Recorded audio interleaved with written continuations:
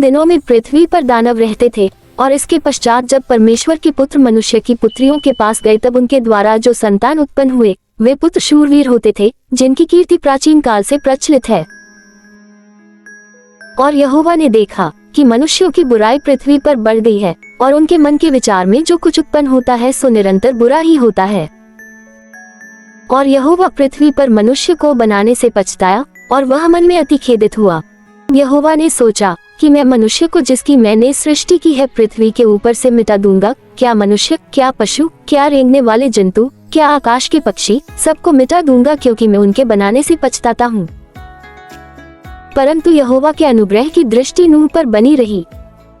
नूह की वंशावली यह है। नूह धर्मी पुरुष और अपने समय के लोगों में खरा था और नूह परमेश्वर ही के साथ साथ चलता रहा। और नूह से शेम और हाम और येपेत नाम 3 पुत्र उत्पन्न हुए। उस समय पृथ्वी परमेश्वर की दृष्टि में बिगड़ गई थी और उपद्रव से भर गई थी। और परमेश्वर ने पृथ्वी पर जो दृष्टि की तो क्या देखा कि वह बिगड़ी हुई है, क्योंकि सब प्राणियों ने पृथ्वी पर अपनी अपनी चाल चलन बिगाड़ ली थी।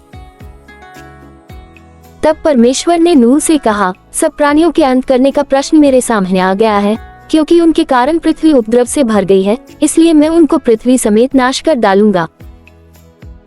इसलिए तू बोपेर वृक्ष की लकड़ी का एक जहाज बना ले, उसमें कोठरियां बनाना और भीतर बाहर उस पर राल लगाना और इस ढंग से उसको बनाना, जहाज की लंबाई 300 हाथ, चौड़ाई 50 हाथ और ऊंचाई 30 हाथ की हो।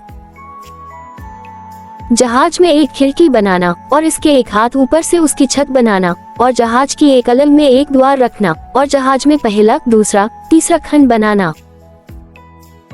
और सुन, मैं अब पृथ्वी पर जल प्रलय करके सब प्राणियों को जिनमें जीवन की आत्मा है आकाश के नीचे से नाश करने पर हूँ, और सब जो पृथ्वी पर है मर जाएंगे।